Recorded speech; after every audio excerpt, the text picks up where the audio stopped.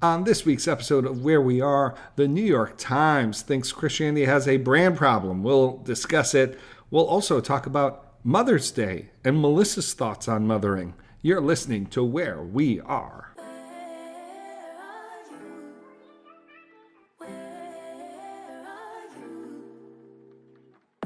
This is Where We Are. We are the Wheres. I'm Michael. I'm Melissa. Happy Mother's Day, Melissa. Thank you. It's a big day. Yes. We're going out for brunch. Yeah, going out for a bunch of our gals. And then you're being sent off, free range. Yep, get to be alone. My thoughts. It's terrifying. So, yeah, I don't even need to know what you're doing. You can do whatever you want to do. I'm going to a cat cafe. I'm going to get a coffee and go to a cat cafe and be surrounded by cats. Okay, I wish I didn't know what you were doing. But, you know, whatever fills your cup. Yeah. Or fills your milk bowl to continue with the cat. Yeah. Cat talk, yeah. All right, we got interesting episode. We had an interview set up, but our guest, who I'm very excited about, yes, had some technical issues. Should be all set to have. Actually, why don't we? John Ward's going to be our guest next week. John Ward, author of Testimony and chief political correspondent for Yahoo News, all around swell fellow, should be with us next week. But this week, you saw, it's interesting. The New York Times has prompted quite a bit for you this week. Yeah. We're going to talk about this. We love Jessica Grose. Yeah. We great journalist. Love her. I think she's doing a wonderful job. And I think we've on the Substack, we flagged that she was going to be writing about faith in America quite a bit. She's an interesting backstory, interesting interest in religion. Yep. And, I think so often these conversations get stuck in a rut. Mm-hmm. I think she's going to bring a fresh voice to it, and she's already doing that. And she wrote an article this week on Christianity's brand problem. We'll talk about that. But first, Melissa, just yesterday you published an article on the Substack, whereweare.substack.com, that you were inspired to write. Mothering talk is in the air. So we won't talk too long about it. I would urge folks to read it, but just give folks the overview of what you wrote, why you wrote it. Yeah, so there was an op-ed the past few days from a doctor in the op-ed section of the New York Times talking about how even being a doctor in, sort of serious or, anxiety-inducing situations, that motherhood has thrown her for a loop. And I think a lot of people who have mothered children feel that way. And she relates it back to how her baby is like 3 or 4 months old, and she's been struggling with breastfeeding and feeling really guilty and inadequate, sort of depression resulting from that. And I really related with that because I, too, struggled with breastfeeding with both kids. And the second time around, I actually didn't even faff about with it because I knew that biologically I just could not do it. And so I remember just sort of being so sad that I couldn't when it was happening. And at that time, after I got through the whole haze of like the immediate postpartum, your hormones are fluctuating a ton and all that, I realized, why is it that a biological factor is affecting the way I view myself as a mother so much? And then reading, someone's account again, and I hear these stories all the time about these various things about motherhood. We have a lot of societal expectations around motherhood that we sometimes talk about. A lot of them are implicit. And then motherhood has sort of turned into a brand because we've commodified motherhood in a lot of ways, and therefore it's setting more layers of expectations for us in, the year of 2023. We've got mommy influencers. I mean, that's what we call them. And I mean, even calling people mommy influencers or formally calling them mommy bloggers in and of itself, I think is like a sort of derogatory term, which is just so interesting to me that we like to deem people who are writers, we call them that in that way. So I just wanted to write about that, about all the expectations of motherhood and how, for me, the way that I have dealt with it is, and all these conversations around like, finding your own identity as a mom and, you're not just a mom, you don't have to lose yourself sort of thing. And I've sort of I feel like I've created my own path, but then I've already heard a bunch of responses from fellow moms saying, I actually feel this exact same way and I just haven't seen it articulated by someone, that they too are also creating their own paths, that says that mothering is just one part of their identity and it's not the only part of our identity. And plus the fact, this whole conversation around identity isn't the end all be all.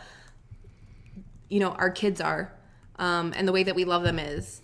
And so I wanted to write about that just because being a mom in 2023 is very difficult, and we're surrounded by a lot of competing interests, especially competing interests around sort of economically how we make our decisions and the commodification of motherhood. So I hope that listeners will resonate with it. Yeah, I thought it was a great piece. I thought there was, I enjoyed reading it. And so I do hope folks will check it out at whereweare.substack.com. That's WEAR, we are, just like the podcast, .substack.com. Thanks for writing it. Yeah. And happy Mother's Day. Thanks. Very happy to celebrate it. Yes, indeed. Okay, let's get to this Jessica Grose article. Set it up for us. What did she write about? What prompted the piece? So like you said, Jessica is writing more on religion. And so she's starting to ask various experts in the field, and some of them you will recognize when you read the piece. And she surveyed her New York Times readers, asking them, are they religious? Are they not? Do they still attend church? Why or why not? So she's been asking those questions. And she starts off this newsletter piece with a quote from Phil Zuckerman, a professor at Pitzer College who researches atheism and secularity. And he says, Christianity's got a branding problem. And then she herself in the newsletter goes on to say, it is seen by many as the religion of conservative Republican politics. And there are otherwise believing people out there who don't want to be associated with that. And so she goes on and she interviews someone like Ryan Burge, the statistician who Michael and we enjoy his work a lot, asking him about, the various latest polling when it comes to religiosity in America and things like that. And she goes through like the 60s and the 70s, sort of a bit of how evangelicalism has formed itself around a political identity. A lot of the stuff that we talk about a lot, Michael, and I know that our listeners are thinking about or reading about or talk about themselves. And so at the very end of the newsletter piece, she says, in quote, the Christian brand problem feels most critical in our current political era because that what nuns are responding to goes beyond what's happening in their own churches. Despite the pop cultural perception, Ryan Burge says it's unusual for Christian clergy to express partisan political views. And then she goes on to say, so what moderate and liberal Christians are responding to might not be explicit conservative messaging from pastors and priests. Some may feel their fellow congregants have moved so far right that they no longer feel the sense of community that they once did. Many respondents mentioned the prevalence of inflexible standards on topics like same-sex marriage and the role of women in society that were no longer tolerable to them. Rather than staying and fighting and trying to change the minds from the inside, they gave up, end quote. So I read this and I brought it to you, Michael, and I said, it feels like lately, and it's interesting to see it from a New York Times journalist and to see her quoting, academics at the university level. But we've been hearing from Christians and Christian leaders themselves this idea that Christianity has a branding problem. And you and I, Michael, we've had our own private conversations about this kind of thinking and framing and framework. And so we wanted to bring that conversation to you, the audience, our listeners. So, Michael, when you hear Christianity has a branding problem, what do you think? I think that it misses the point. Mm-hmm.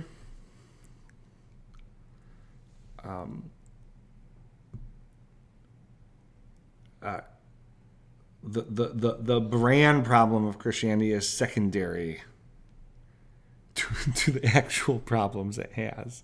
Mm-hmm. This is a pretty old conversation. I mean, this was, if you think of Gabe Lyons and David Kinnaman's book Unchristian. Yeah, that's right. And when Gabe was sort of starting Q, he was operating off the, Christianity has a brand problem or Christianity has a PR problem. Mm-hmm, mm-hmm. My understanding is he's since sort of revised, not that so surely there are perception problems mm-hmm. related to Christianity, like there are perception problems with so many other groups and ideas and that kind of thing. But I am concerned by those who wish to sort of reduce the question down to like if we only had a better marketing plan. Mm-hmm. If we only had a better message. And I just want to say, the message we have is pretty great. Like, I don't think the message the good news is pretty good. Yeah, the good news is pretty good. We have the best material, to work with. I think that there's a real one of the things that's happened. Jessica writes about Robert Putnam's and David Campbell's work and talks about the conflation between Christianity as a religion and a certain brand of politics. Mm-hmm. I mean, one thing that we lose, and we've talked about this on the podcast before, is this was being written about. Putnam Campbell's book is before Donald Trump was even on the political scene. These were problems that were emerging of a conflation with a kind of politics that many who are anti-Trump think is like pretty great. And like, there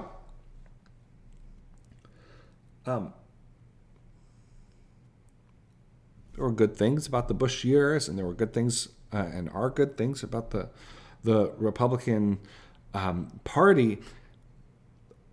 The problem isn't that, there was nothing good to find in the Republican Party, or even you could say the problem wasn't that majority of white evangelical Christians viewed the Republican Party as the clear favorite, the clear home for them. The problem was an allegiance and a sort of narrow-mindedness, in some cases a sycophancy, that transcended merely pulling the lever. It was a cultural equivalence. It was a real comfort with assuming that co-religionists were going to vote in the same way. Mm-hmm. So that is a problem that has like perception, if you want to use the term brand, like what the general public thinks of when they think of Christians. I think for some it's akin to an interest group, or mm-hmm. akin to an ideological position, mm-hmm. and like that's a problem.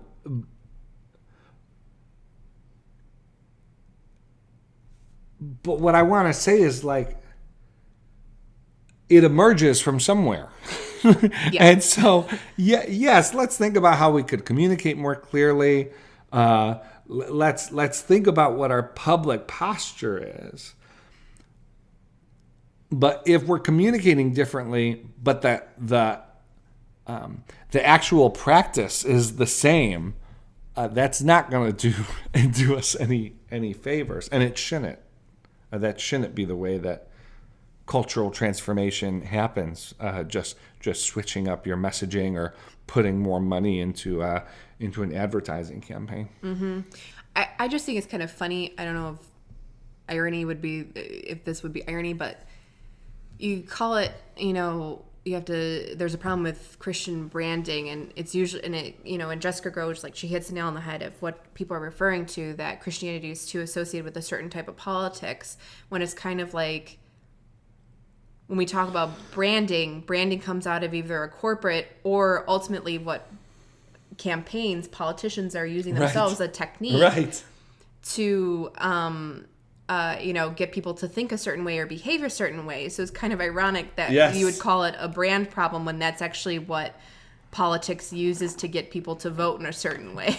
Right. And I think that's very astute. Like, part of the problem is people think Christians are just trying to sell something like everybody else. Yeah. So I don't think you should call a belief system or religion a brand. I think that's just deeply problematic because what it connotes.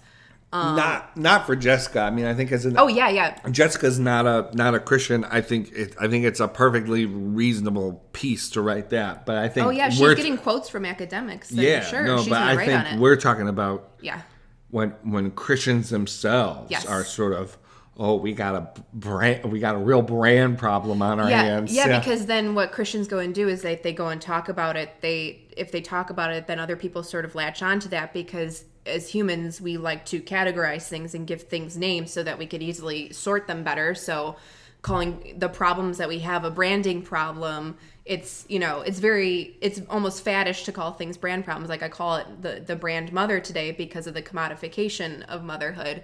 But there's sort of like, what it connotes with Christianity is that there's some sort of way to commodify belief or commodify the good news, when that's just sort of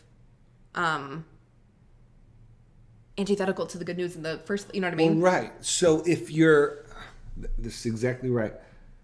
One of the things that framing it as a brand problem does is it sets yourself up to, okay, well, what would play better? Mm-hmm. What is my audience going to like more?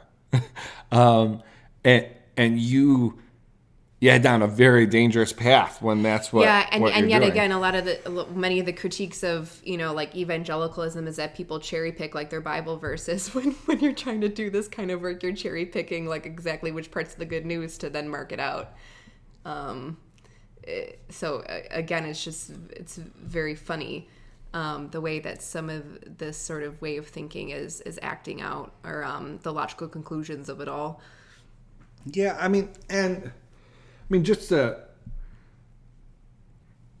yes, it's really clear that comparatively, public perception in America of Christians is worse now than it was 30 years ago. Yeah, that's right. You got the polling. It used to be like an 80-20 question. If you surveyed the American public, do you think religion is part of the answer to our country's problems? Or is it part of the problem itself? Only vast majority of Americans would say it's part of the solution. Now, they disagree on in what way it was part of the solution, but there was a generally sort of positive view that, like, if we had more of the right kind of Christianity, we'd be in a better place. That is now like a 50-50 question. So half of Americans will say that religion broadly is part of the problem, not part of the answer. On the other hand, Melissa, I'm skeptical of wringing our hands too much about this rather than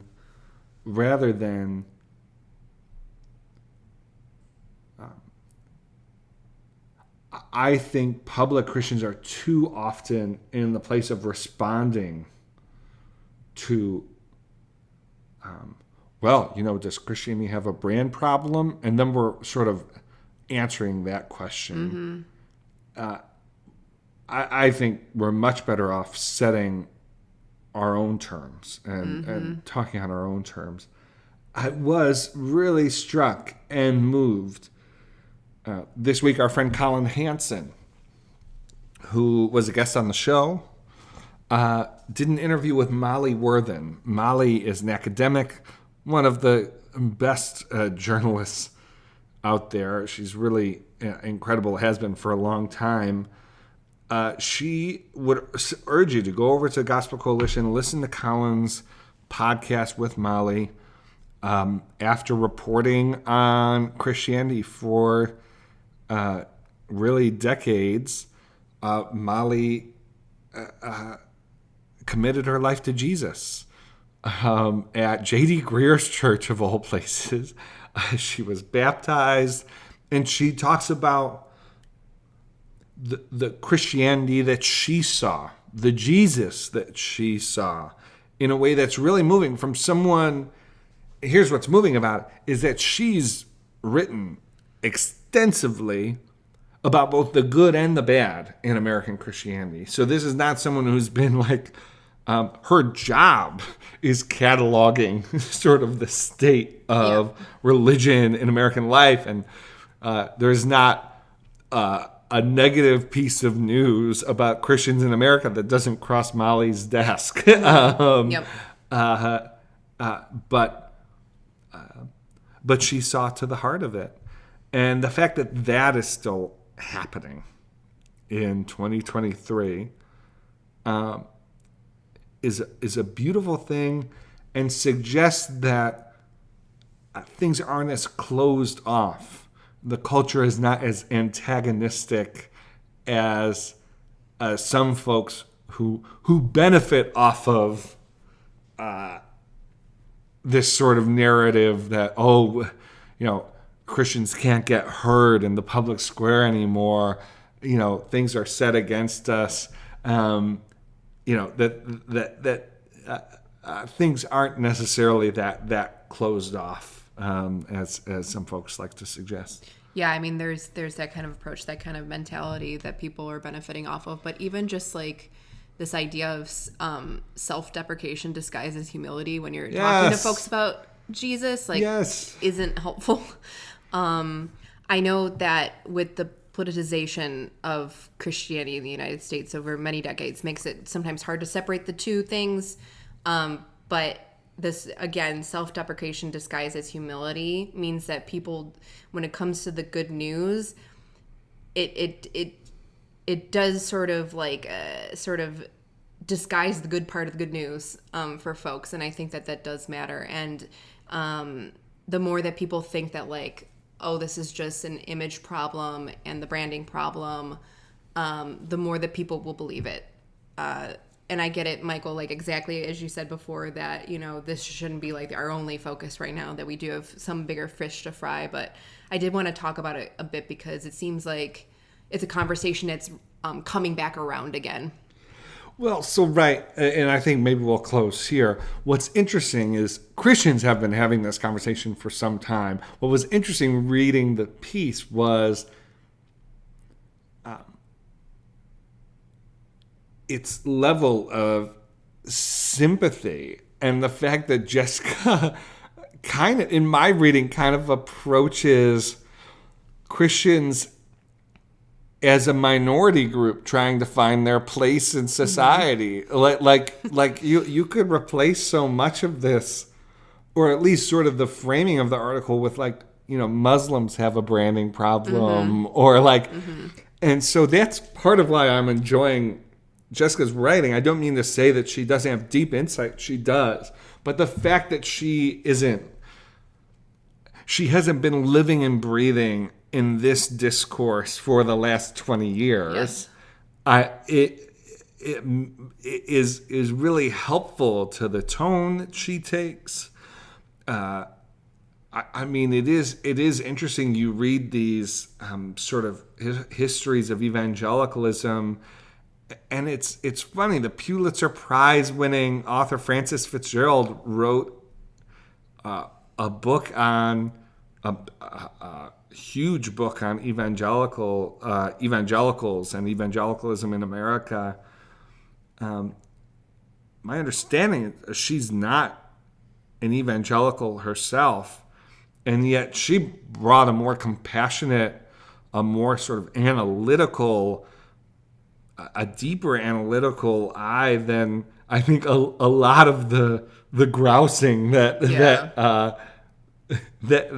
folks who at the end of the day would say, I wouldn't know Jesus if it wasn't for my experience in American Christian churches. I wouldn't, my life is richer because of the role that American Christianity, whatever put then, that has had in my life. So that's interesting. Reading it just comes from like a slightly different angle, this article, than someone who is just trying to advocate for their particular brand of Christianity. Jessica doesn't have necessarily. She talks about why she's interested in, and as a citizen, as a person with Christian friends, etc. I don't mean like she doesn't have a stake, but she's not wearing a particular jersey in the intramural, Christian debates, which is helpful for a piece like this. Yeah, completely agree. All right, well, that I think is all that we have for you this week. We got through the episode without talking about what happened on CNN on Wednesday night. So, I think you should pat us on the back for that. Thank you. Well, more like you're welcome. You're welcome. That too. And so, but keeping we will the blood pressure down. We will have John Ward as a guest. I'm sure we'll talk about 2024 a bit with John. Yes. As well as his book Testimony. We have other exciting guests coming up in coming weeks. But as always, thank you for listening. Hope you have a wonderful Mother's Day. We'll be with you for the Morning 5 throughout the week. And again, we'll be with John Ward next weekend. You've been listening to Where We Are. Bye.